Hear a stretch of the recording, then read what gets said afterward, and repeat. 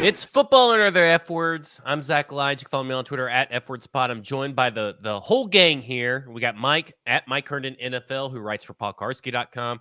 And, of course, Stoney Keeley at Stoney Keeley on X, StackingTheInbox.com, the SoBrosNetwork.com. We got a lot to get to today because we are starting our positional breakdowns. We're going position group by position group on each episode all the way into the preseason game and breaking down some interesting topics, some things to look for to just kind of get you updated on everything. And, of course, mandatory minicamp is in full swing.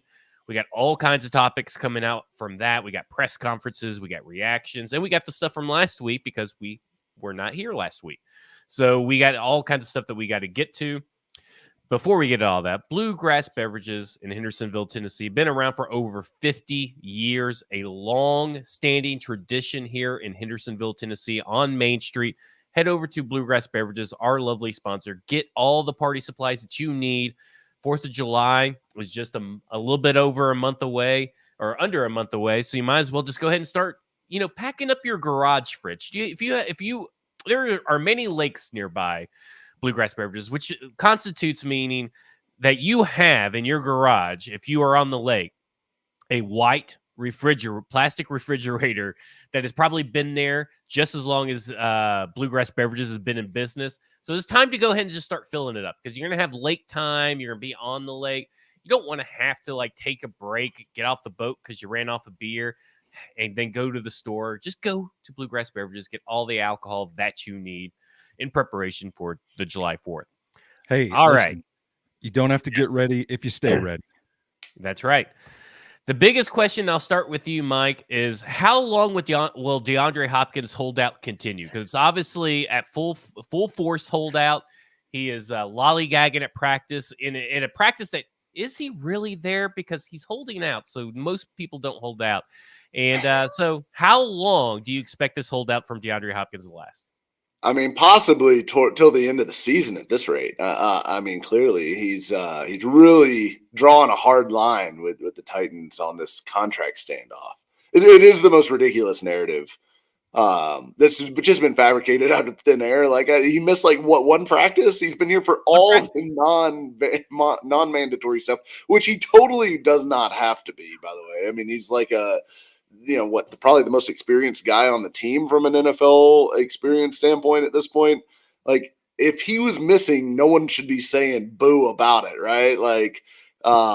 For all the voluntary stuff. And so, yeah, it's an absurd dead period of the off season sports radio topic that you just got to be talking about something. You got to be creating some sort of controversy or discussion topic. So why not make up a super double secret contract holdout, which is just peak June sports topics. Well, Stoney, I'll ask you a different question that has to do with DeAndre Hopkins. When will the straight up trade for DeAndre Hopkins from T. Higgins be complete? I don't know. I'll have to connect with my sources on that one, but I'm not even sure DeAndre Hopkins is still a Tennessee Titan at this point, the way the news is going. It's a ridiculous narrative. I mean, this whole thing with DeAndre Hopkins was ridiculous from the get-go, and we talked about it on a football show last Thursday with Easton about how just the reporting around it was just piss poor. I mean, even the reporting of this is why he missed because of this, and not realizing that Will Levis was actually there too and at the OTAs. So he was there at the event and at OTAs because after OTAs. So it was just piss poor reporting the whole way around, and it was a big nothing burger. And speaking of nothing burgers, we're going to start the top of the show with a fantastic clip from Robbie and Rexroad this morning of PK parodying Jared Stillman with an impression and everything about some of the absences that were at mandatory minicamp. Everything you said, I agree with, but we're talking, I think the conversation is tied to decisions in the offseason. And so Sneed, risk. There were red flags. Sweat, risk. There are red flags. And I will contend that however those turn out, it will have a pretty significant impact on this defense and this season and this bottom line. Did you say when they traded for Sneed and when they drafted Sweat, I'm going to make my judgment about their injury stuff on June 8th. No, this is where I stopped defending him. No, that was my brief little. You know what? No. When they brought these guys in, I said, at the end of minicamp, that's when I'm going to know if I'm right about these injuries. And I'm right. The one guy's fat and he's out of shape. And at the end of minicamp, I'll know. I will know if the guy is a player in the league or not, because he will have been out there working with Tracy Rocker on the sleds. And if he's not out there working on the sleds, how could he have a career? How is it possible that the guy could do anything in any game in what might be an 8-year, 10-year career if he can't hit the sleds on June 11th, next Tuesday? That's my deadline. If he's not out there on the 11th, he can't play. And Sneed with the knee, if that knee can't get him on the field next Tuesday, there is no way. This is more Mad Dog Russo than if he cannot run with the corners on Tuesday, next Tuesday, the 11th, the last day of this minicamp, the minicamp of all minicamps, the most important minicamp in the history of the Tennessee Titans, who I've been watching since I was knee-high on my dad, eating those damn pizzas that everybody hates that I love at Nissan Stadium. If he can't run with the corners on June 11th at minicamp, he's done. Forget about Chicago on the 8th. Well, right. Forget about the home opener on the 15th. Forget about the whole season. It's done. I will. Oh man, that was PK this morning on Robbie and Rexford doing his weekly spot, and it was a pitch perfect impression.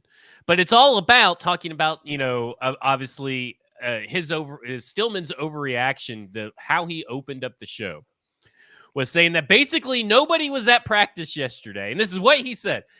They were a few players missing away from me being on the field, is what Stillman says. I mean, nobody of consequence was on the field. And, of course, he's referencing L'Jarius Sneed, T'Vondre Sweat. So I'm going to start with you, Stoney. The L'Jarius Sneed thing feels really – I feel like a lot of people are surprised that he's being load managed when – he talked about he already knows what the process needs to be. He knows what his body needs to do. He talked about that in the presser. We know that Kansas City had a great load management skill that equated to him having a career year. And he did not participate in hardly any of the mandatory stuff. And I called it on the football show. I said, here's what's going to happen. L'Jarius Sneed is going to show up. He's going to do the stretch, and he's going to go back inside. Now, today he did the second field, but guess what he did yesterday? He showed up, did the stretch, went back inside. Because that's what we have grown to expect. It wasn't that I was some precognitive, psychic. It's what we have been told. So I give it over to you. Kind of sounded like there was maybe a minor, scoping procedure, some kind of procedure on the knee. But at the end of the day, are you concerned at all that Sneed is missing this time for anything? No, absolutely not. Because like you said, I'm glad you brought it up. Like, the expectations were set pretty early on after the signing, and you had gone back through his history with the Kansas City Chiefs, looking at his practice record and everything. And if people just listen to the show, I mean, sometimes, listen, I have trouble keeping up with what we've texted each other, what we've talked about at the bar, and what we've actually said on air. But I was kind of thinking, I thought we talked about this on air pretty early on after the Sneed signing, that there was going to be a lot of load management. And if I'm not mistaken, one of you guys, or it might have been Braden or Easton or JT, someone in this podcast network said something about the fan base is probably going to get pretty frustrated with this situation throughout the summer, because they're going to think, oh, he's hurt, he can't play. And I mean, it's a data issue. It's looking back at what he did in Kansas City, how he practiced there. It is a situation that we were told about up front, and everything seems to be going according to plan. I don't see anything happening with L'Jarius Sneed right now that we didn't have some sort of advanced warning or inkling that it was going to happen this way. So until something like that changes, or if, he gets out there and his leg's broken in half, obviously that's going to change the narrative. But there's no reason to press the panic button on this guy right now because we were told this is exactly how it's going to happen, and this is how it's happening. Well, Mike, I mean, Denard Wilson talked today because he was asked a question. He's like, first off, I love Denard Wilson pressers, and credit to Nick Holtz. He's really coming to his own. His response to the Antonio Gates question was fantastic. But Denard Wilson was like, yeah, well, he's a productive player in this league. Did you watch him play last year? Yeah. I mean, isn't that that's the whole thing. So, I mean, Mike, I'm assuming you're going to echo more of the same, but what did you think about Denard Wilson also backing up? Like, it's kind of common sense that this was going to happen. Yeah, I mean, and like you guys said, we talked about it immediately after the trade that, look, the knee thing, because there were some rumblings out there and everything like that. And Zach, you went back and did the digging through the data as far as like practice reports from Kansas City and every everything like freaking that. practice report. And I think it was maybe he practiced like 8 times or in full or something like that over the course of that season. So like, and clearly he didn't need to practice to produce at a high level. And what Denard Wilson's point was, hey, yeah, this is a production business. It's not a attendance business, right?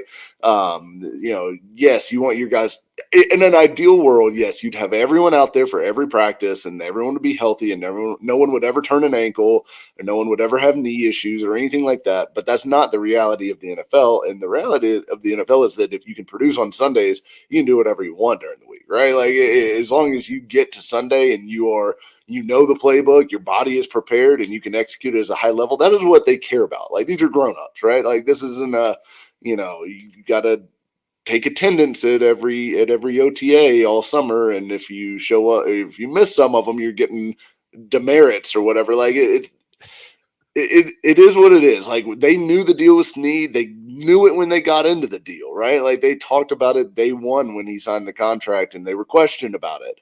And they said, yeah, we are aware of it. We are comfortable with it and we're going to work through it.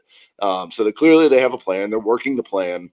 Everyone will freak out about it. Everyone will freak out about it all through training camp when he's barely out there. I get it. I understand there's like PTSD from Julio Jones and any other number of guys that have come in and not been able to make it all the way through practicing every day. But the fact that Sneed did this almost exact same routine last year and produced at a high level, played in every game, was not an issue on the field. Clearly, gives me a lot more comfort with this whole thing. Like I'm not going to be worried about it until like, oh no, he's missed 2 games in a row and we really don't know what's going on or when he's going to be able to get back out there. Like wake me up when the season starts on the L'Jarius Sneed knee issue talk. I just don't care about it. I don't care about it one bit from now until September 8th. Well, and for those that are worried, L'Jarius Sneed is coming into a new system. Steve Spagnuolo and Denard Wilson have a lot of similarities, apparently, according to Denard Wilson himself, who so it should not be hard for L'Jarius Sneed to make that transition. And also, look, go ahead. If you're going to run press man is easy. Like, hey, you got this dude. Don't let him catch the ball. Like, it's not a ton of coordination that has to go into that. I'll tell you, it's even easier when you can punch the guy off the line of scrimmage and knock him to the ground, and then you don't have to worry about him getting into his route at all. He doesn't even need those for that. For those Chief practices, the Chiefs had 63 practices from week 1 of the regular season to the Super Bowl. 43, 68.3%. He was a full participant at practice. Okay. 14, he was limited. So 14 individual practices, he was limited, and 6 individual practices he did not participate. Week 17 and 18 were the 6 did not participate. Week 17, he played 98% of the snaps. So those 3 did not matter. And the week 18 was obviously a rest day heading into the playoffs. 17 games of 100% snaps played, 4 are playoffs. Other 3, 82%, 94%, and 98% of the snaps he played. So again, this was everything that he did last year in Kansas City he's doing here in Tennessee because it obviously translated to the regular season. Now, T'Vondre Sweat signed his contract, absent yesterday on Monday, absent on Tuesday, absent on Wednesday. A little surprised that he's not back at practice yet, but I am not pulling any kind of alarms or anything. I think there's a lot to be made. PK kind of reported last week that or at some point, I think it was last week, like he'd be kind of, he's kind of expecting him to be back at last week's voluntary OTAs. Mm-hmm. And then this morning he said he suspects that something about the lower body with T'Vondre Sweat. So maybe a hammy, a soft muscle injury. It sounds like a hammy to me, right? Like, but we talk about responsibilities, right? We talk about L'Jarius Sneed, his responsibilities in press coverage. The responsibilities of T'Vondre Sweat is just go after the quarterback and stop the run, right? Like it kind of feels like a defensive tackle has kind of easy responsibilities, especially maybe his particular position on the defensive line. But Ramon Foster had an interesting take this morning. It has nothing to do with the weight clause, which we've all talked about. And like, listen, nobody's a fucking genius for bringing up that there's going to be a weight clause in the contract of T'Vondre Sweat. Because guess what? Brian Callahan told everybody that they talked about day it. one in the first presser. He literally said, hey, we told him that it's going to cost him money. Being overweight and out of shape is going to cost you money. It's going to cost you your contract and all this kind of stuff. The only way it could cost him is if they put a clause in the contract. And obviously they were going to put a clause in the contract because they also said they were going to have weight parameters for him. I digress. Just a lot of people are acting like this is some big fucking deal. And it's like, no, we were told that day one when he was drafted. But Ramon Foster said he kind of likes this because first off, just because it's a lower body injury does not mean he's just sitting on his, or let me rephrase it. Ramon said just because it's an injury doesn't mean he's sitting on his ass. He didn't say lower body. So doesn't mean he's sitting on his ass, right? He's obviously still working out to some degree. Maybe it's a lower body injury, but you know, he's losing weight, right? We know he's lost weight. So look at it this way. For the people who say, well, he needs to be conditioned, look at it this way. He was 390 pounds. And if my memory recalls, he played the second most snaps out of any defensive tackle in this draft class, the most on his own team. Okay, so let's throw that out there real quick. Now he's at 390. We already know he's at 366. Your conditioning doesn't get worse with less weight. Like his conditioning is probably a lot better right now. He's probably feeling a lot better. Now he's the NFL shape or NFL ready.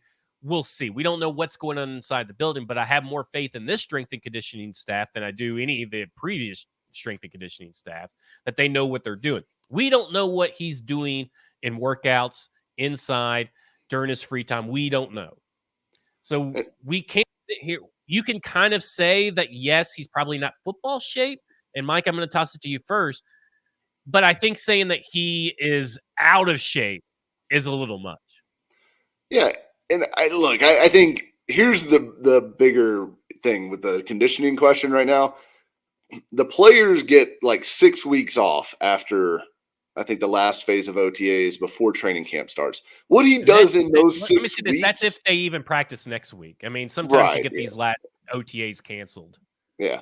So what he does in that period of time between now and the start of training camp is going to have way more bearing on what his conditioning looks like for the start of the season than what he's doing in June. Because, I mean, look, we're still 3 months out, and he could be busting his ass out there right now. And then if he goes and sits, for 6 weeks in front of the TV and plays video games and eats Oreos every day, then whatever he's doing right now would be gone anyways. It's going to be about a long burn, a consistent routine. And sure, would it be better if he was out there right now? Yes, of course it would be. Like I said with Sneed, if everyone was out there and nobody ever missed time, it would be great. I agree. But it's certainly not the time to pull any, alarm bells or anything. And if he's missing big chunks of training camp, maybe you start to get some alarm there. But to me, again, they're going to be super cautious with any injury, because the worst thing that could happen right now, let's say it is a hamstring, which we don't know, we're not reporting that. I'm just speculating or guessing, using it as an example, really. Hamstring, notoriously tricky about if you try to come back too quick, you can redo it, you can make it worse, like things like that. So they're going to be super cautious. Pounds or 110 pounds. Exactly. The hamstring is one of the trickiest injuries to come back from. If Christian Watson has terrible hamstrings, right? He's skinny. He's super skinny. Like this is a totally separate conversation from his weight. So I think it's a deal where they're going to be super cautious. They're going to make sure that what he does right now is trying to force, like if he tried to force his way back onto the field and then he actually did make it worse to where it became something that was going to linger either right up to training camp or into training camp, that would be a disaster, right? Like that is far worse than him missing 2 or 3 days of, mandatory minicamp in June. So I think it's going to be them being cautious. Again, I'm not worried about any of this stuff right now. And I'm not even stressing over like the daily attendance from the media that they put out there. I barely even look at those right now because I just don't care, who's out there at the moment. It's fine. Nobody's holding out. Nobody's got a season-ending injury. It's all going to be okay. Training camp is a long time, and there's a lot of conditioning progress that can be made between the start of training camp and the start of the season, and also over that 6-week period leading up to training camp. So plenty of time for Sweat to get where he needs to be before September 8th. Well, speaking of getting there and all this and this new regime and all that, so Stoney, I kind of want to toss this question to you because we were talking about it just a few minutes ago, just in the Sobros Network chat. But Molden, Weaver, and Key have all been critical, I guess would be a good word, critical of the prior coaching staff's approach to coaching, I guess you could say, or at least practice coaching. And Joe Rexrode has tried to sweep this under the rug as a big nothing burger, but luckily he asked a question to Elijah Molden that made Joe prior rants against me look silly because Elijah Molden once again sided with Arden Key about the fixing the mistakes and Weaver's talking about how they never heard anything positive. And maybe it's because, Weaver didn't do anything positive, but that's another story. But it seems like there was a big difference to me in coaching, the way that they were coaching and teaching. And it's a part of a larger discussion, but it seems like the old heads of the media think that, well, they called them out on it. They yelled at them for tripping down or not turning their head around or something. But there's no teaching of how to fix that. So what are your takes on the Molden, Weaver, and Key things, Stoney? I will say it does kind of bug me a little bit the way that Arden Key delivered his response to that question, because I think it kind of sparked the Titans fan base to kind of dogpile Mike Vrabel again. And at a certain point, I don't know, maybe it's just me. I don't want to talk about Mike Vrabel anymore. Like, he's with the Cleveland Browns. Let's move on. The way I phrased it was, stop thinking about your ex. It's time to move on. But I also think like just swiping it under the rug as nothing more than sour grapes is a little, it's a little careless too, because I do think it is valuable insight into how the previous regime operated their practices. Now, we can say it's refreshing right now that they're taking the time to stop and slow down and correct mistakes before they move on now. But we still have to operate under the premise that they haven't played a down of football yet. So we can't call a method a success until we see the results. So I think people are kind of losing sight of those two things. It's like, just because they're doing it different doesn't mean that it's necessarily going to lead to better results right now. And they're also leaping at the opportunity to say, I told you so. Gotcha, Mike Vrabel, eat it. Kind of deal. And that's the part of the conversation that does bother me a little bit. But I think when you get to the valuable insight provided, I do think that it brings up an interesting philosophical discussion, because I've heard people describe it as, okay, it's a matter of how you want to use the practice time you're allotted, because there is a finite number to that. You're not just out there all day practicing. So if you can sort of streamline the process by just, if a guy doesn't get it, he doesn't get it. Let's get somebody in here that does get it. And maybe they're not as athletically gifted as the guy next to them, but at least we know that they know where they're going to be. We can trust them. And that's where I land on this, is that it kind of feels like this previous regime was more or less saying, if you don't get it, fuck it, we'll get somebody in here that can.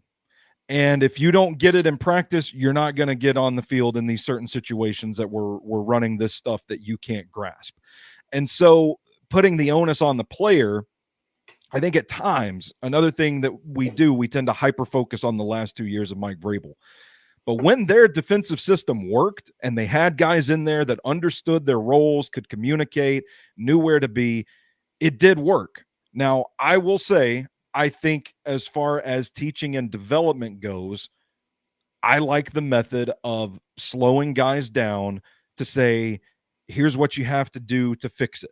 It's just a matter of how you allocate the resources of time during practice. If you can get away with doing that, I do think that's a better path for development. And what happened with Mike Vrabel, the hourglass ran out and he didn't develop enough players on the back end to have quality depth. Part of that was John Robinson for sure, not adding quality players. But those last couple of years, it didn't seem like there were too many guys that were rising up from the ranks of the day 3 picks, the undrafted guys.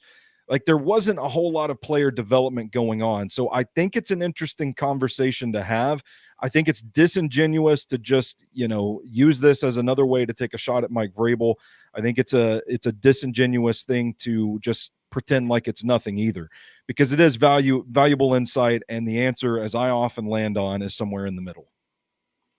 And Mike, I think, yeah, I think to add to what Stoney just said, because I think the point about the time usage and how you allocate that is the critical part of this, because there are 2 different philosophies on that. One is it sounds like what Callahan does, and this is interesting because it is an insight into how they view things and how they teach, right, versus how Vrabel taught. And again, I agree with Stoney. I don't know that there is necessarily a right or wrong answer between these 2. I think it maybe depends on the kind of team that you got, how those guys learn best, the individual player in some instances, things like that, and even maybe the coaches and how they are more comfortable from a teaching standpoint. So one, I know Vrabel was absolutely correcting things, but were they stopping practice and saying and demonstrating, no, you get to this spot on the field, this is your landmark, you missed the landmark, you got to hit this and do that. I don't think they were stopping that to do that because of the reps. And like you said, you are limited by the CBA as far as the amount of time that you can spend on the practice field every day. And so you are capped at that. And those are valuable. That's the most valuable time you have as a coach, is actually getting reps on the field, because you have all kinds of time. There are limits to the amount of times that guys can be in the building, but you can give them stuff to look at from film and stuff like that they can take home on their iPads, do it at home, stuff like that. There's a lot more flexibility with some of the back end teaching. But I think what Vrabel was doing was going, all right, we're moving on to the next play. I'm going to tell you screwed something up here loudly and probably colorfully. And we're moving on to the next play because we've got to get these reps in. We want to get X number of reps with this play, X number of reps with that play. We want to hit these landmarks that we believe are important to making our players feel comfortable with our system. We're going to go back and we're going to look at the film from practice later, because that's something that I don't know that everyone realizes how an actual NFL day works during the offseason. But there are meetings, then they go to practice. There's meetings, there's generally a morning lift, there's treatment, then they go to practice for a couple hours. They do their media responsibilities. They come back in, they get some more treatment. They go and back into the meeting rooms, and then they review the tape from practice. And I guarantee what Vrabel was doing was taking those mistake reps and saying, we're going to fix it in the building after. We're going to look at the tape from practice. We're going to say, this is why, this is how you messed up. So was he stopping practice to say, we're fixing it right now before we move forward? No, apparently not. But I do believe he was fixing it in the back end. And maybe those players don't learn as well that way. And maybe that's what Arden Key and Elijah Molden and some of these guys feel, is that maybe they felt like, well, now I'm out of the moment. Now I can't see it the way I saw it, in that moment on the field. And I would have rather had it corrected while I'm doing it, so maybe I can fix it for the rest of practice. I don't know that there's a right answer or a wrong answer, because the way Callahan's doing it is great in some respects, but it does limit. I mean, it's going to take away reps. You're going to lose reps from, whether it's an individual period or whether it's you're not going to be able to get in a certain concept that day or whatever. So like there's a give and take with it, and it's how you want to spend your time. And people are going to use it to dunk on Vrabel, because that's, all of a sudden Vrabel, the guy that took a team that was, had Ryan Tannehill as its quarterback and, a rookie wide receiver and all that, to the AFC Championship game in 2019, has become the dumbest person in the history of football over the last 2 years. And now every fan knows better than him. He's a Super Bowl champion. Everyone who ever talks to him, Bill Belichick, anyone else, thinks he's a brilliant football mind. But no, he's an idiot. Because so brilliant. He's just hanging out at Cleveland right now. So brilliant. I will say this. I think he is a brilliant mind. That doesn't mean he's the best football coach of all time. This idea that the NFL views him highly respectable as some genius and nobody hired him. Those things kind of don't coincide. Everyone believes Bill Belichick's a genius, right? And he didn't get hired either. But nobody does now. They believe that he is the genius of the past. I will go to my deathbed believing that the reason that Mike Vrabel did not get hired this cycle is because of the shit with Rand Carthon and A.B. Adam Strong, and the fact that all that stuff got out, and everyone around the league looked at him and went, oh, man, this guy can't play nice with ownership or, front office. We aren't bringing that into our building right now. I think I do need to push back on one thing, though, because you guys say that there's no good or bad answer, or right or wrong answer with how you approach this thing. And in general, I agree. But if your players are not fixing the mistakes, you need to adapt. And I feel like that's another big thing that we need to bring up, is that Mike Vrabel just never adapted throughout his whole tenure here. It was his way or the highway. You got to do things my way. And when you really need to adapt to what the player's learning style, you can communicate a message, the same message with the same words to many people, but there's a difference in how you should be communicating it with multiple people. And that's something that he just never really learned. And I think that's what's leading into this whole thing. Not to say that Mike Vrabel is an idiot coach or anything, because I really don't believe that. But what I'm saying is that he had a group of men that he was not connecting with on these last 2 years. And there's something to be said. And most of these guys have only known the Vrabel way as far as a pro. And I think, except for Arden Key, but I think a lot of these guys that are talking are just like, it's a breath of fresh air kind of thing, more than it is an indictment of the previous regime. But it is a preferred method of how they prefer to learn and how they prefer to be coached. And that's something that falls back onto the coaching staff if you're not doing that to adapt your message to the players that are receiving it, or the people that are receiving. That's what really separates elite leaders, elite coaching in any kind of business from just great guys or good guys or bad ones. I mean, it's how you adapt. And I think there is something to be said that while there is no right or wrong answer in general, both methods can work. It really comes down to the group of players that you have, and the group of players that he's had for 2 years at the minimum were not receiving that message. And I just think that that's something that, again, falls back on the coach to try to adapt. Okay, well, last year didn't really work. Here we are in 2023. What can I do differently to try to change how these guys can learn and grow and all this stuff? And he just didn't do that. I think it's an honest assessment. And I think that's fair. But I think I can understand how he got there, right? Because it did work in 2019 and 2020 and 2021, right? Like, guys were learning, guys were improving. Damn near everybody on those teams was getting better and producing like best year of their career kind of seasons under Mike Vrabel. And I think that the composition of the team changed. And I do think the talent did drop off. And I think that's a big part of how we're looking at all this, because again, like, we kind of come back to this whole thing of like, Mike Vrabel got worse at coaching, or did his roster just get worse around him? But I do think probably that maybe I agree. But I think the composition of the roster, as far as like younger guys in some key spots that, like, I think Callahan is very much like, and I say this as a compliment, he's very much like a millennial coach, right? Like he is He gonna gets it, right? Because I mean, right. Vrabel was like late 90s. I mean, he basically grew up in the He's a Gen Cold X War coach. era of coaching. He's a Like, I Gen mean, X coach, right? Like, yeah. it's I fine. mean, Like, I wouldn't those even are say the- that. I mean, he's like a baby boomer coach in my opinion because yeah. he learned how to play. He learned how to play under the baby boomer coach, right? Like, we do it hard. This is how we do it. You got to do this. You got to do that. It's where he Take learned all to the play. emotion He out of learned it. from Yeah. Urban Meyer, who we know is a terrible coach. And I think some of this is just maybe coaching Well, inexperience but too. look, like again, I don't think Urban Meyer's a terrible coach. I think he's a terrible person, which is a different He's thing. a terrible coach. But no, he's not a college terrible coach. He won national championships at Florida and Ohio State. Was he a good coach in the pros?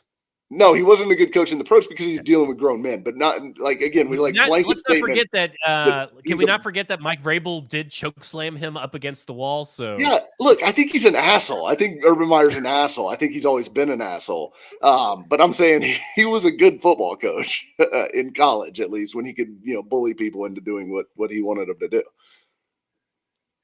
I think that there's a little bit of inexperience that came along with this. Is that I only know one way of doing things, and I don't know how to adapt. Like, and maybe he learns that learning under Stoney's Coach of the Year candidate Kevin Stefanski, who just got an extension. Maybe he'll learn something new, right? Like, I mean, maybe he won't be so close-minded, and he'll pick up on something that will be the next stage of the Mike Vrabel era. Will be that guy that can take a team and adapt with this new NIL, adapt with this new generation, and turn into something. That won't change his time in Tennessee. Listen, I'm on record.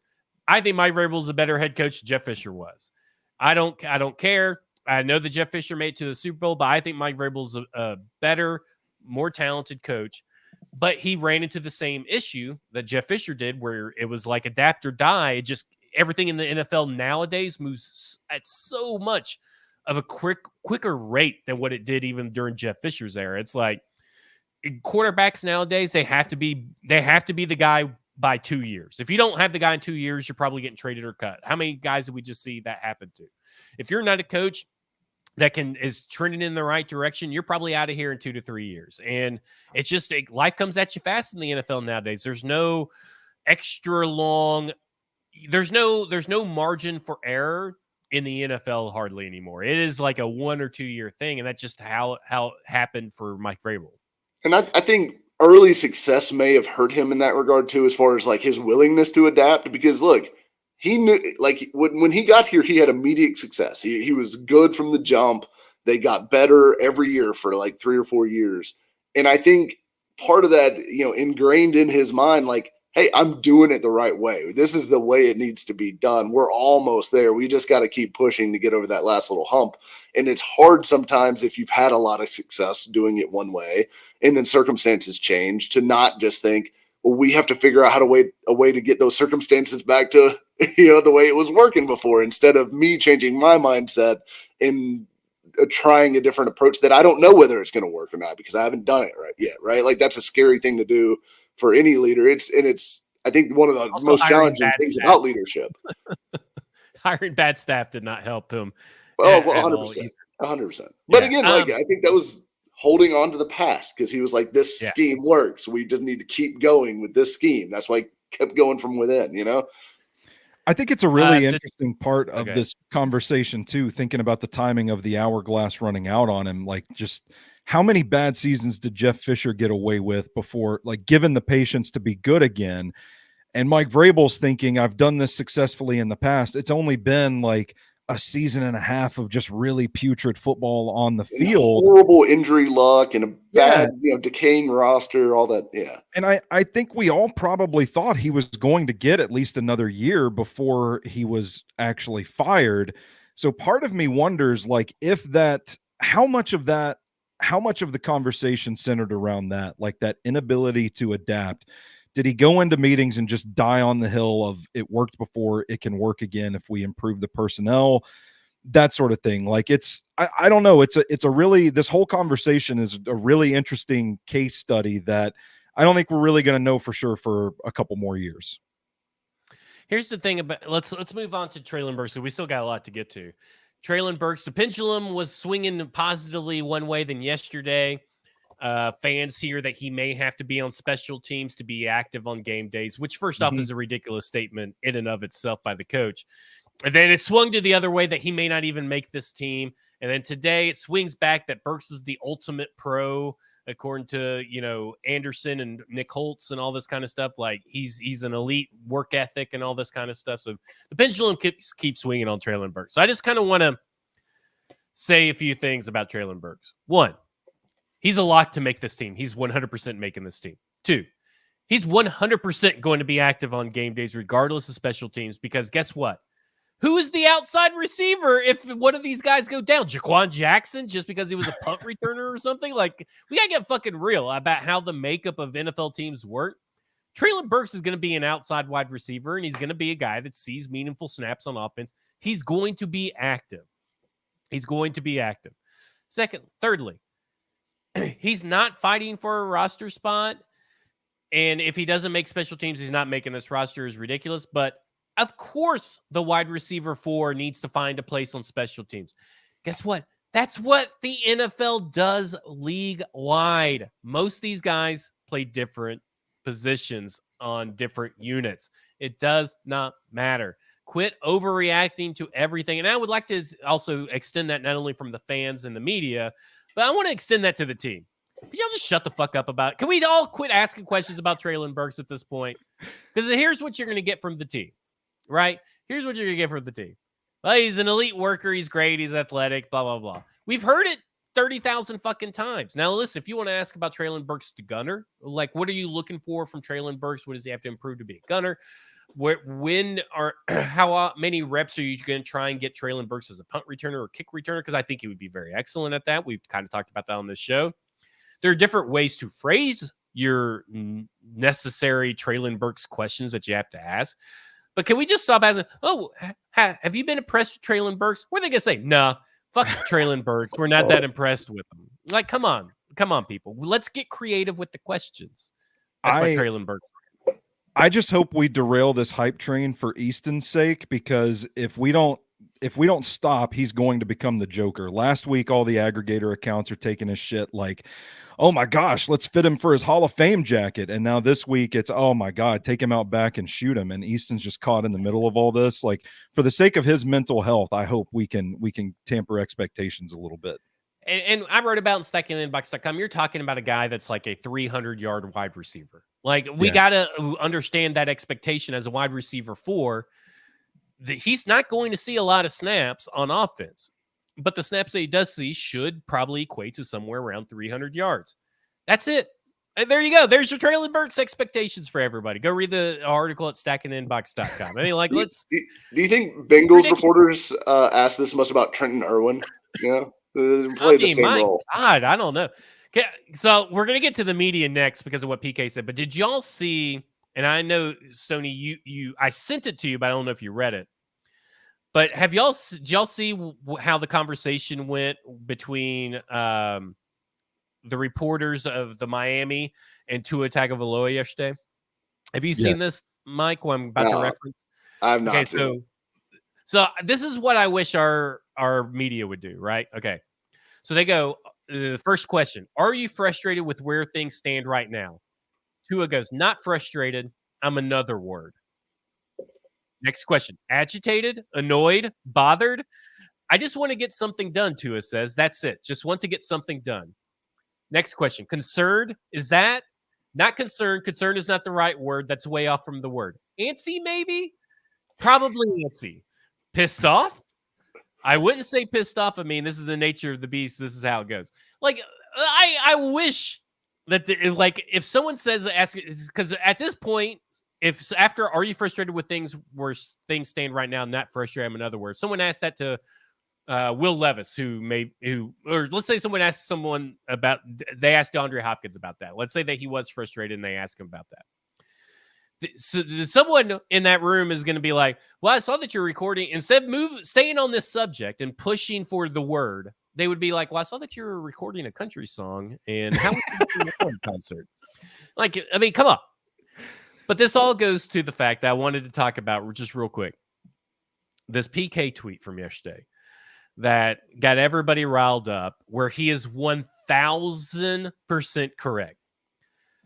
And this is in reference to asking Brian Callahan, who Brian Callahan responded with a thoughtful answer, not the answer you're looking for, right? If you want information from players and want insight into how your team is doing, this is not the answer, but it is a thoughtful answer and is a logical answer with whatever. And that's not his issue. His issue is still, PK's issue is still with the fact that this is what I guess the state of the Tennessee Titans media is right now. And this is a Callahan misstep, he says. You're getting all the same stuff from Titans media because we are talking to the same handful of guys, mostly in a scrum. Why is it a big deal to approach Burks today to ask about working as a gunner or Jalen Duncan about returning from injury? I know plenty of you will say you don't care, but a lot of you want as much info as you can get. 3 of the 7 players provided today, Jack Gibbons, NWI, and Elijah Molden, got 0 votes when we were asked who we wanted to speak with. So the media is asked, hey, who do y'all want to speak to, blah, blah, blah, and they all throw in the 3 or 4 names, I guess, or something like that. And they sent out 3 players, Jack Gibbons, NWI, and Elijah Molden. I hate that Elijah Molden's in this conversation, but Elijah Molden right now is your starting safety. But they send out Jack Gibbons and NWI. They send out a linebacker you don't care about as fans, and NWI, who's wide receiver 5. Like, what the fuck are we doing here? And fans, of course, he goes, I know plenty of you will say you don't care. And of course, that's what his replies are littered with, are people who are okay with this kind of, analysis on Jack Gibbons and NWI. And let me say this. I love that PK this morning on Robbie and Rex Road called out the cowards in the local media. He called them cowards and said that you all complained with me in their little media room, their meetings. You all complained with me about this. And then what do you guys go do?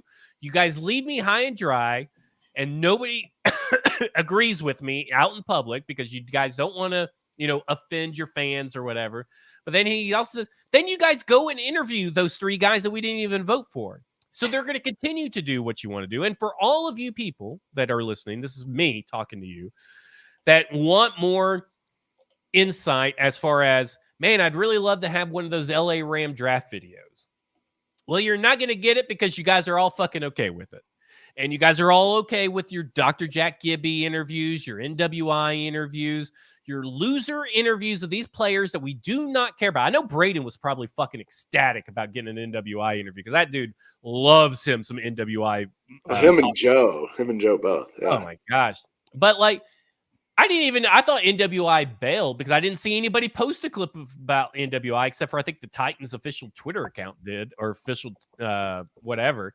But this is I agree with PK. And I think that if you guys are giving PK shit for being negative, then you guys are part of the problem because you should want better. You should want more coverage. It gives us more talking points instead of having to talk about the same tired stuff that we always talk about. I'm just saying. There you go. That's my rant. Where do y'all stand on that?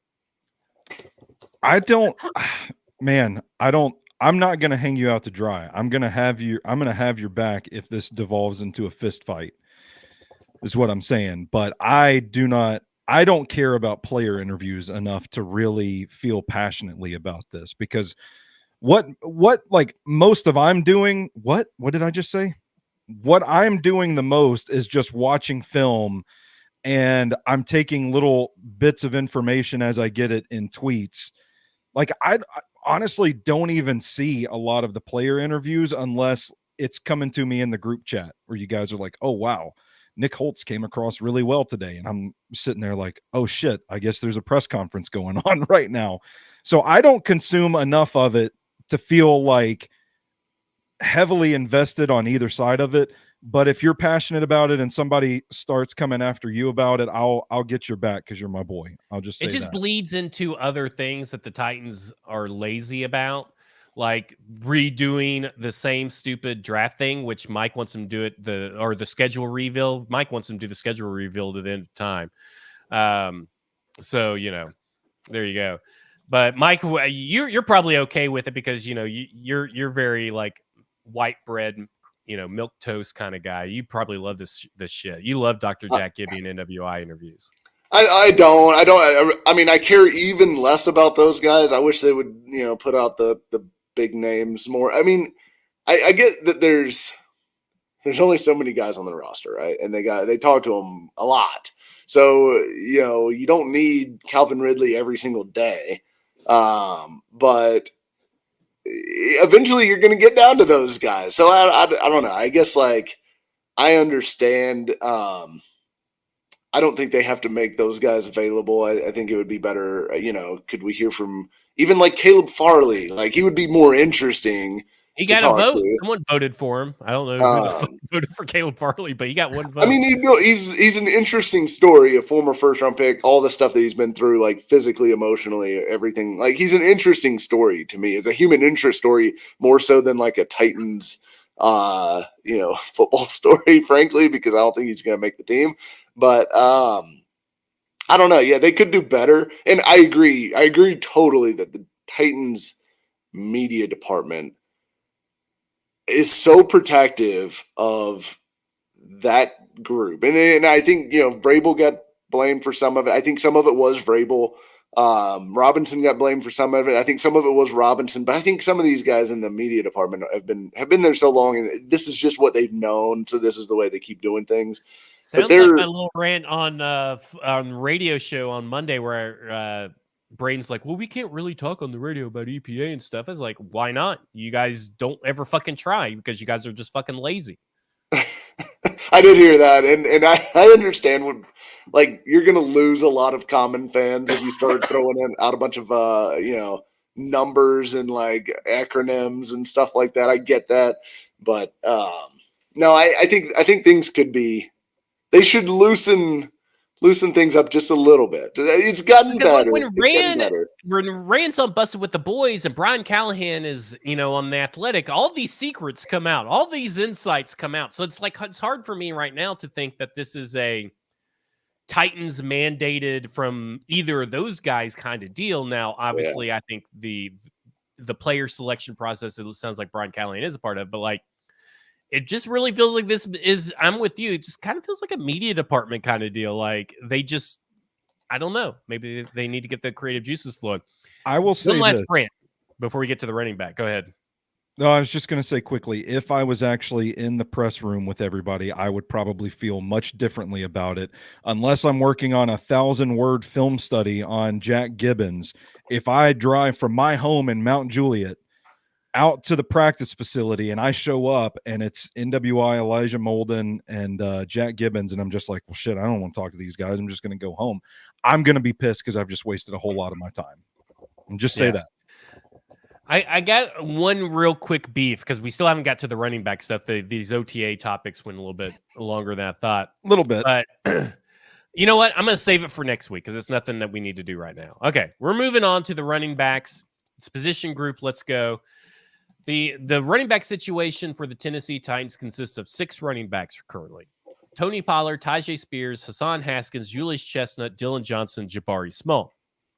Now, the Tennessee Titans have the 16th most cap space allocated to the running back position at $8.99 million. The 11th most in cash for 2024 with $12.58 million. They have, of course, 6 running backs under contract. Tony Pollard has a 3-year, $21.75 million contract, $10.49 million fully guaranteed with an $8 million cap hit this year. Tyjae Spears is in his year 2 of a 4-year, $5.5 million contract with $1.25 million cap hit. Hassan Haskins, who we all always forget about with good reason, is in his 3rd year of a 4-year, $4.3 million contract with a $1.16 million cap hit. If he were to be cut, they save $985,000. Julius Chestnut is on a 1-year, $985,000 contract. If they cut him, they save $985,000 against the cap. Dylan Johnson signed a 3-year, $2.85 million cap hit, $2.85 million contract with an $800K cap hit. If he were to be cut, they save $770K against the cap. $15,000 signing bonus, which is tied for the most among the undrafted free agents. Jabari Small signed a 3-year, $2.84 million contract with a $5,000 signing bonus, a $797K cap hit, and they would get save $785 if he were to be cut. So that is the current state of the running back room and the roster and the contracts. I want to start overall with the pros and cons. And now, Stoney, you are going to get the pros. Mike, you're going to get the cons. What are the pros and cons of the size and style being so similar between Tyjae Spears and Tony Pollard? Like, what are the pros and cons for the team or for the players or for the quarterbacks? Doesn't matter. Pros and cons for having a similar size and style. We'll start with the pros with you, Stoney. Yeah, I mean, I think the clearest pro right off the bat, I think of the ability to run your offense no matter what with running backs that have similar skill sets.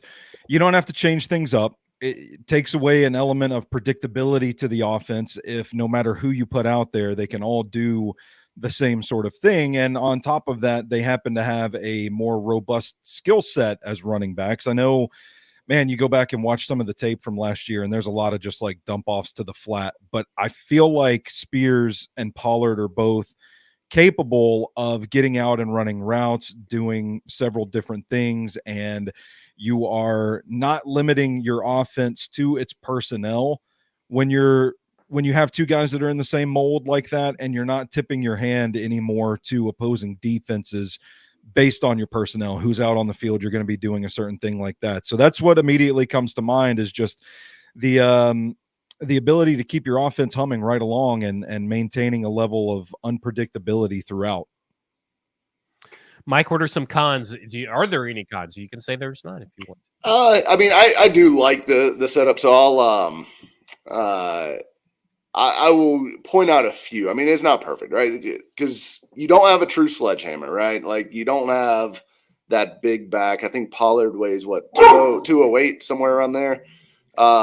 So you know you don't have the 220 plus pound thick guy that you can kind of slam in there, and you don't have the guy that kind of like Derrick Henry we talked about, over the course of a game, over the course of a season, taking body blows from that guy.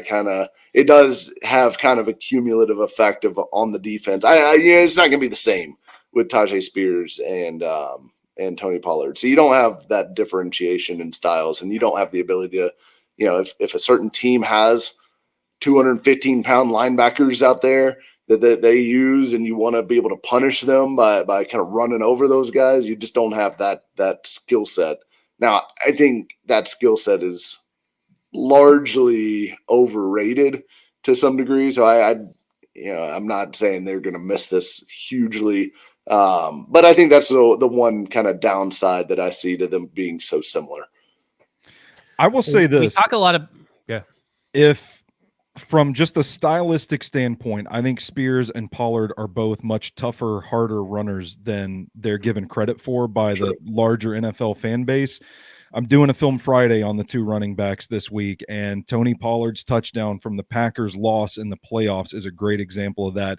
A guy willing to just lower his shoulder and hammer into the defensive line and successfully churn out yards. The durability concern, I think, is valid with their frames, but I think they can be used more as a hammer than people are realizing right now. Yeah. And I think the short yardage thing is completely overrated. I think small backs can be good in short yardage. And I think some big backs are bad in short yardage, frankly. So I think Spears excelled in that department last year. I think he had one of the highest success rates in short yardage carries in the NFL, actually. So I'm not worried about that aspect of it. Well, there's a lot to be said about filling the void that Derrick Henry left. And I think filling the void, looking for a 1,500-yard rusher to come out of this backfield is probably not realistic, to be honest with you. But there's also something to be said about filling the void of that spark, right? a lot of people misconstrue, and I write about this stackinginbox.com today. What's funny is that when I sent you all the texts that we're going to get into position groups and we're talking about the running backs, is when suddenly we're getting bugged. I think our group chat's getting bugged because that's when everybody else started talking running backs like a day after Bucks got all this stuff about running backs on the show. And I did not tell him that we were going to be talking about it. So I know that he didn't. So I guess he's taken his content stealing to a new hacking levels. But I wrote about stackinginbox.com. There is over 4,000 words talking about this backfield tandem. And one of the topics that I got really into was talking about the void left by the king.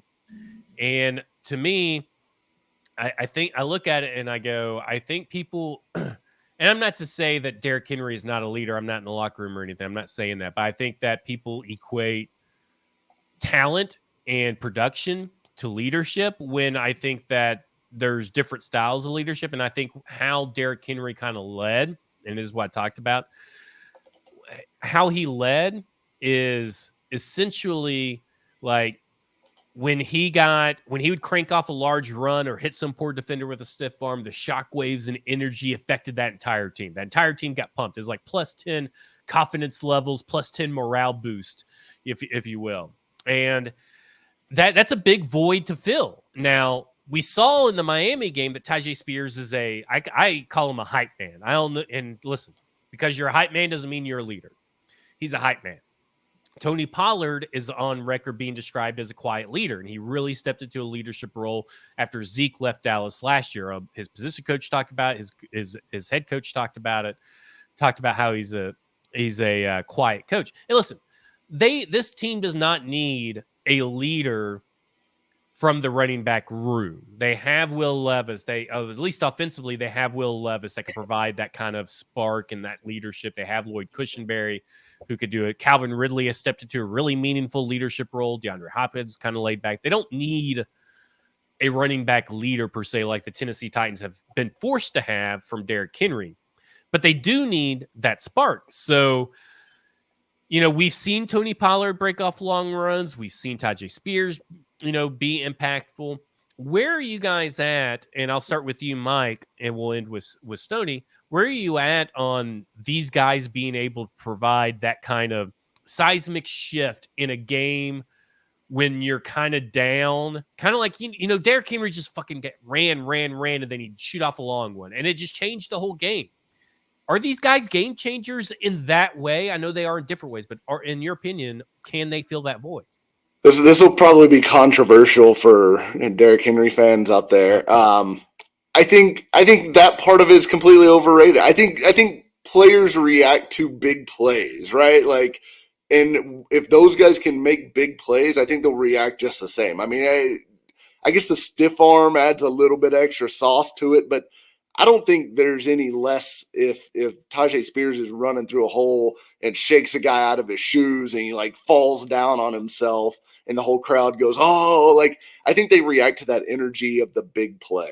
And so to me, there's no drop off. If they play well on the field, the energy that they bring to the offense will follow. And I think other guys, Calvin Ridley, DeAndre Hopkins, I think all those guys can bring energy as well.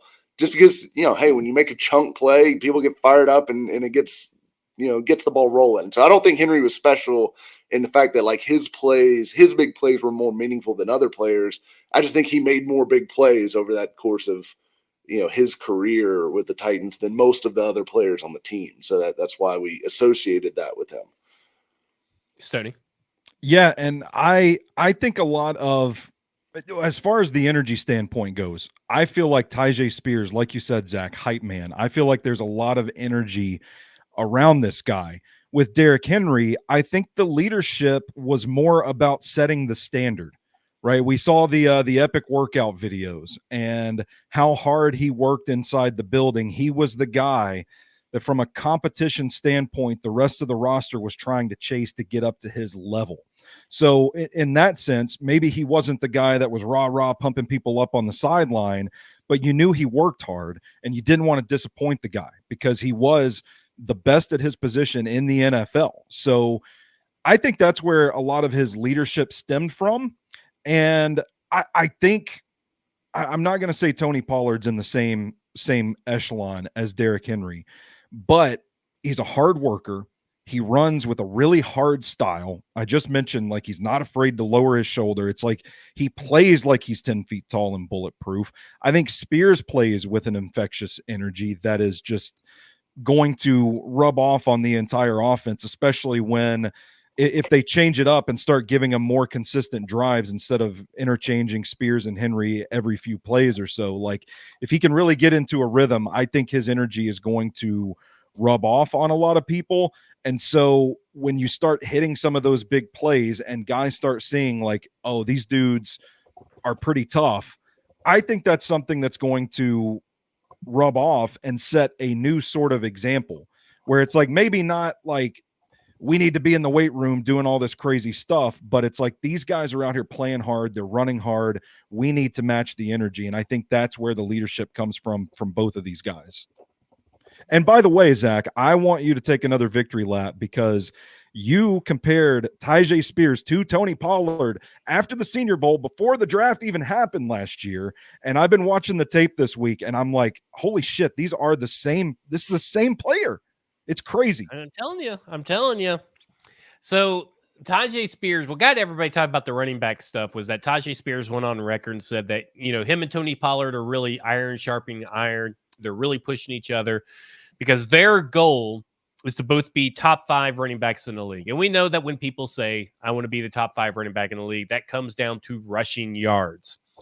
And just to put it that in perspective, 2023 to be top 5, all you had to get was 1,050 yards. Let's just first marinate on that real quick, that 1,050 yards got you 5th place in the league, which is wild to me. That's the state of the NFL right now. That would have only taken 10 more carries from Tony Pollard. That would have taken 133 more carries from Tyjae Spears. So a big, we're talking about 262 for Tony Pollard, 233 for Tyjae Spears for last year. That's what it would have taken for them to get top 5 each into there.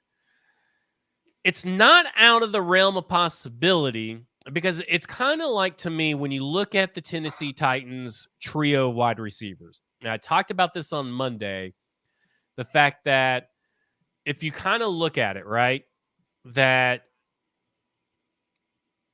I don't think the team is going to bring off those 3 wide receivers enough, a lot. I just don't think. The way that they've operated over at Cincinnati and everything does not seem like you're going to see those guys come off the field. It's going to be those 3 guys almost exclusively every game. And it's going to be these 2 guys 100% of the time. I think it's even more of a swing in favor of these 2 guys. Maybe Dylan Johnson or Julius Chestnut, whoever gets running back 3, gets maybe 2 carries at the goal line. But you're talking about 2 guys that are going to get the majority of touches for this team at the running back position. And really, if you could look at it, right? So let's say they get 422 carries and they, as a unit, and they both get 2,068 yards. One of them is going to be outside the top 5, but I mean, that's a pretty good, chunk of change for 2 guys to share in the backfield. And that's just rushing yards, not including what they're going to get receiving yards. So in your all's mind, what do you think about this top 5 thing? Like, is there a real chance with the state of the NFL and how kind of like the running back issue? I mean, like I said, all it took was 1,050 yards last year to get top 5. So Stoney, I'll start with you. What do you think? We've been kind of teetering around this for the last few weeks now. And I kind of feel like people are going to be surprised at how well this team runs the ball. Now, this is making a lot of assumptions, right? We think that Bill Callahan is going to influence the schemes, that they're going to be running more gap stuff, the personnel upgrades. The left side of the line, to me, looks pretty damn good with J.C. Latham, Peter Skoronski, and Lloyd Cushenberry from left tackle to center. And then adding Tony Pollard, an expanded role maybe for Tyjae Spears. I think there's going to be we're also hyper focused on the passing game, and rightfully so, because it's been pretty damn sexy this offseason to think about and watch those Bengals teams with Joe Burrow just slinging it all over the place. But man, this team is kind of quietly built to run the ball really well, especially with two guys that can run the ball through traffic pretty well, that can wiggle around in the open field. They're playmakers at the position.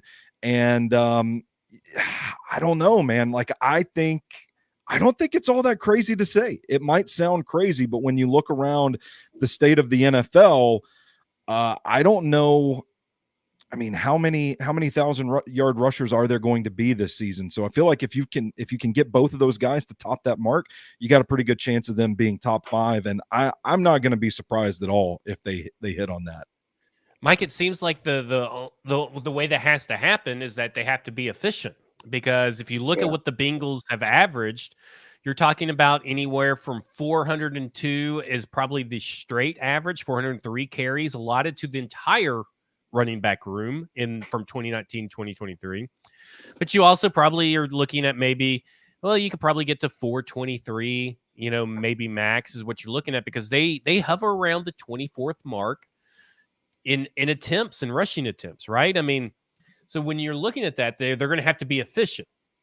So can these two guys, have they shown you enough throughout their stops? I mean, obviously Tyjae Spears just won, but Tony Pollard has about 4 or 5 years of data.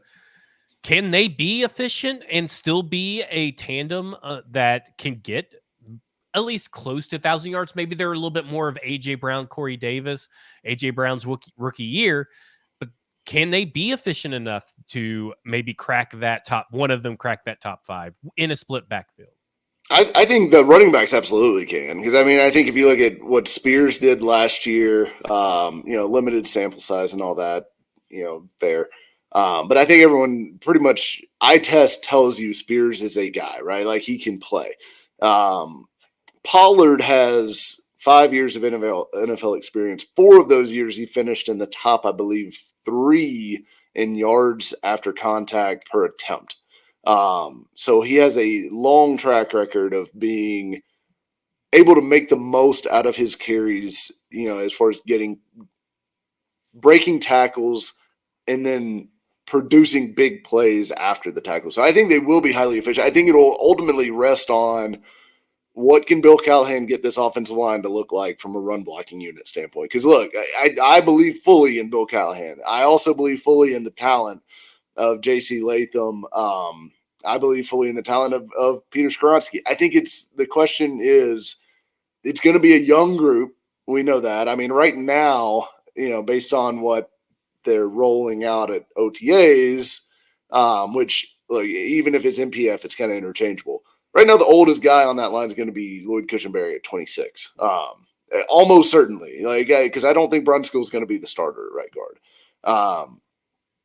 That's a young group, so it's going to be, can you get that group? Look, the good news is that the upside's tremendous, right? Like, because if they can click, that's a group that you can grow with for the next 3 or 4 years and really have like something special together, where like you have the same 5 guys starting pretty much every year for a while. But I think the question in year 1 is going to be, what can the offensive line do? Because I think if the offensive line can give them enough space, I have zero doubts about these running backs. Like, I think they're both really, really good. And I took a lot of shit from Colts fans for saying that I think the Titans have the best running back room in the division. But I stand by that. I think Jonathan Taylor's really good. But Evan Hull is their backup, I believe, right now. And the combination of Jonathan Taylor, who's going to miss time most likely, he's done it the last 2 years, missed a lot of time, and Evan Hull versus what you get with Spears and Pollard, who I don't think are far off of JT overall talent-wise, but you get 2 of them. I think, to me, it's the best running back room in the division. I think they're explosive. I think they'll be very efficient if given the opportunity by this offensive line. Stoney, I want to talk to you, because on Friday we're going to record something for Stacking the Inbox subscribers. We're going to be talking about the run game. We're going to break down some film, talk about some more advanced metrics. And of course I wrote about it. You're also doing a film breakdown. of just Tajay Spears and Tony Pollard for Friday. So we got a lot of running back content coming out this week. And for those that may have missed it over last summer, the John Ojukwu Film Room is making a return on Thursday, tomorrow. I mean, we're going to re-up that because John Ojukwu is RT1 so far in OTAs and minicamps. So love to see OJ season. Yeah, so we got to make sure that we get some Ojukwu love as well. But we're talking about this Callahan effect. We're talking about the offensive line, and we know that it plays into the efficiency of your running backs. But let's talk about gap, zone, and all this stuff just real quick. You know, the last 2 years of the Bengals, they have switched to a gap scheme throughout the entirety of the Bill Callahan tenure in Cleveland. It's been mainly a gap scheme. So we're talking about a difference. Now, listen, John Gall here said today they're doing more pin and pull. Can you first? We'll get back to what I was about to ask, but I wanted to do this. Can you explain to just real quick to our listeners or watchers what that means? What does doing more pin and pull mean, and what does it fit, zone or gap? Yeah, so pin and pull is a gap scheme where you like basically pull both of the guards and move them in the same direction, and then the remaining tackles and center kind of block in one direction. So you're kind of trying to like move the defensive line out of the way and create a double team, maybe even a triple team if you have a fullback or a tight end there that you want to block. And so you're kind of really hammering this hole at the edge to try and blow the gap open for the running back to come in, make a simple read, go right on through. That's kind of the crux of the difference, right? A gap scheme, think of it as like it is a gap scheme is designed to blow open a specific gap. And the zone, you're asking the running back to do a little more reading, which the Titans did like a ton of outside zone and inside zone last year. And last year, the Cleveland Browns under Bill Callahan ran the second most power in the entire league, behind only the Baltimore Ravens, which is another gap scheme where you're only pulling one guard and getting them out to the edge. And doing this kind of stuff, man, like it's hard. I've been deep in the weeds. I haven't left the house in 3 days. I didn't even shower yesterday. Like I'm dingy as hell on this show today, but I've been watching a lot of the Cleveland Browns tape, and it's interesting to watch and kind of think about how they use Joel Bitonio and Wyatt Teller, who are two of the more premium guards in the NFL, and project the personnel that the Titans are going to have to use to run it successfully. And I think that's the big unknown here. But I think running a gap scheme, if you've got athletic offensive linemen that can move around a little bit, if they're going to pull guards an awful lot, the Browns ran a lot more counter as well, which is another gap play where you're pulling the left tackle and the left guard or vice versa, and they're coming across the formation to try and create a double team and open up a lane.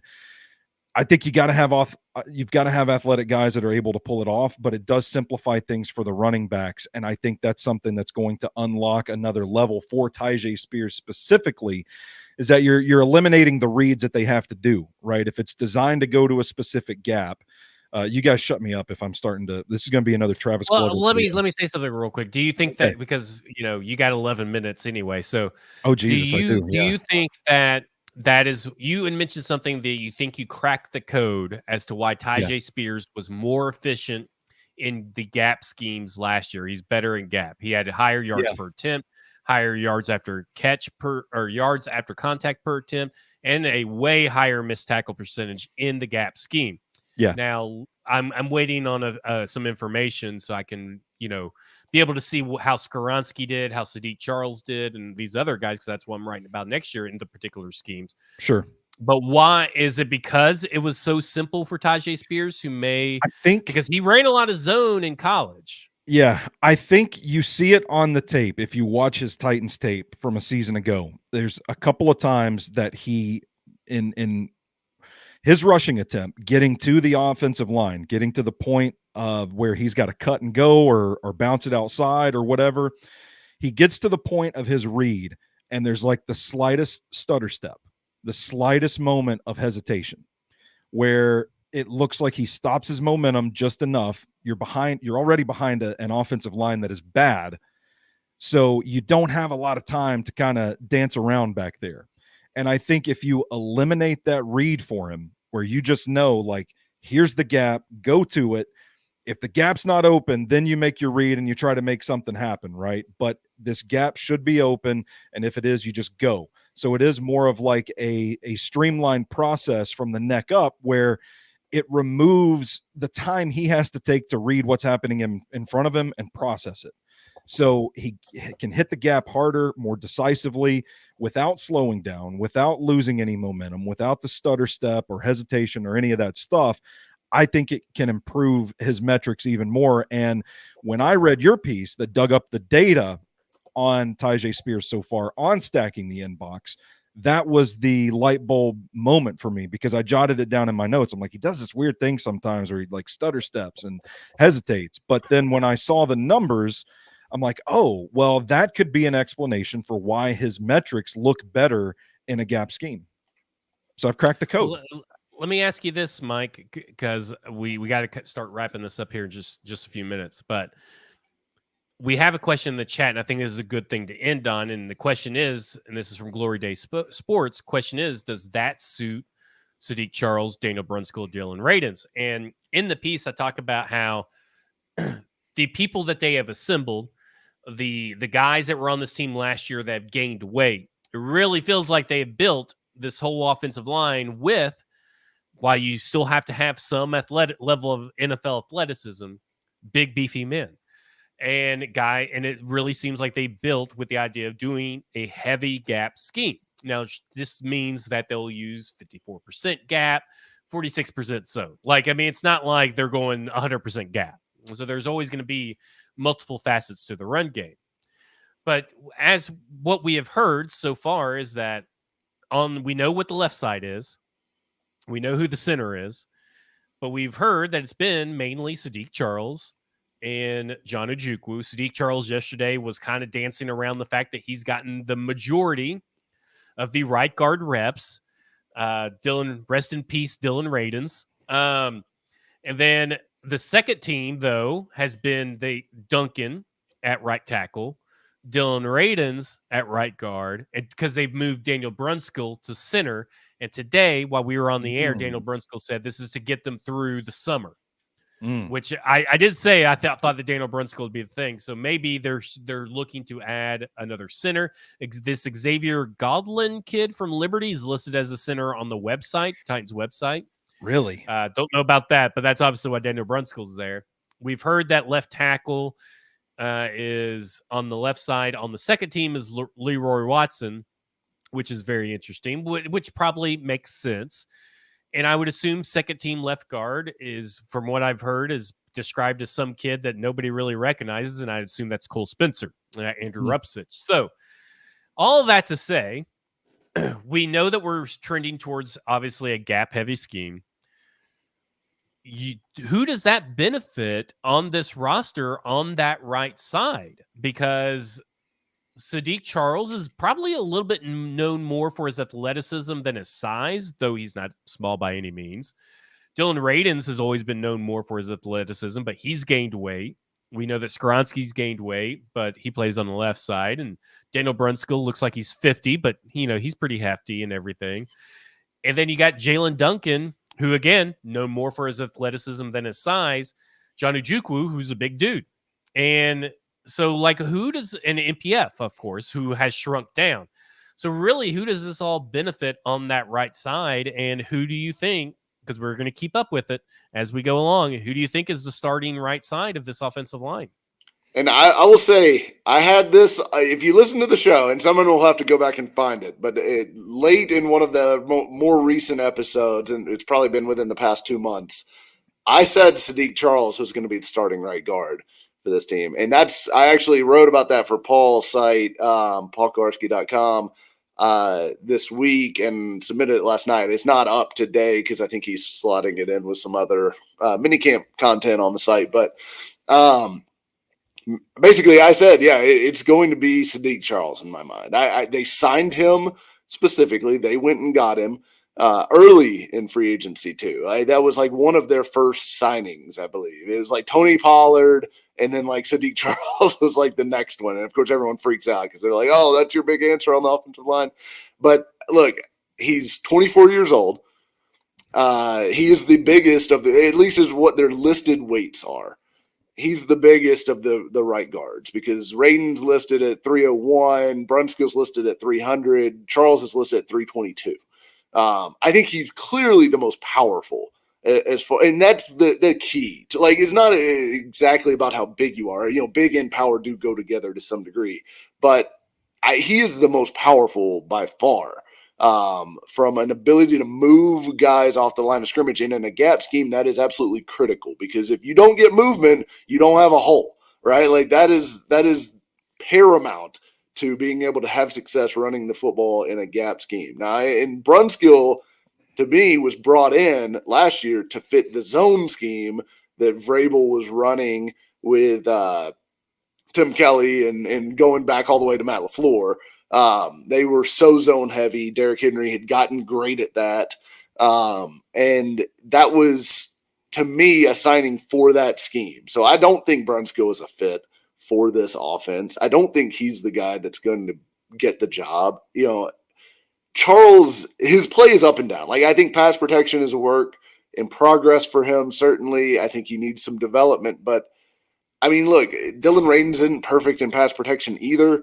I think to me, if I had to rank him today, it's Charles, Radins, Brunskill as the most likely. But to me, I just think it's going to be Sadiq Charles. I think the fact that he has a relationship with Lloyd Cushenberry, close friends, like I think they described each other as like their best friends.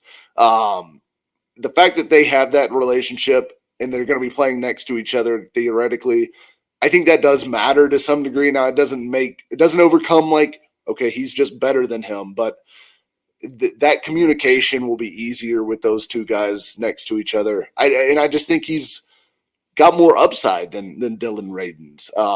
Frankly, I think he's more powerful, and ultimately, I think that's the trait to me that's going to win the day at that spot. I couldn't have said it any better myself. Okay, just real quick, because you got to go, Stoney. Prediction on who will see the majority of the snaps at running back. Stoney? Tyjae Spears. Ooh, okay. And what is the percentage of snaps? Like, just throw like a rough estimate of snap splits. 55-45. Okay, if you have to go ahead and go. Mike, what is yours? I'm going to go 56-46 Pollard.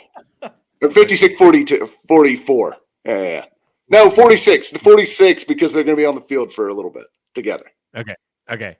I'm going to go roughly like a 60-40, and I'm going to go with Tony Pollard. I think Tony Pollard will get the majority. I think really it's probably like 55-45 or something like that, but that's where I land. Real quick, Stoney, running back 3 is going to be Dylan Johnson. I agree. We already know your answer, Mike. Because chestnuts roasting on an open fire, baby. You are the Nutcracker King, is what I like to call you. We got to crack them nuts.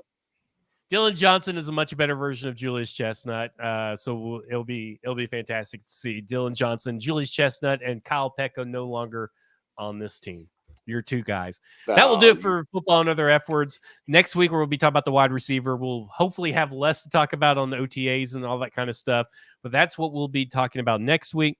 I thought we were going to be talking about Luka Doncic and the Mavs winning the NBA championship next week.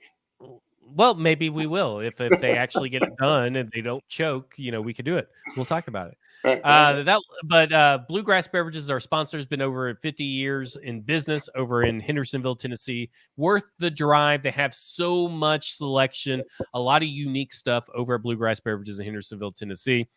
And that will do it for us. This has been Football and Other F Words, and you have just been effed.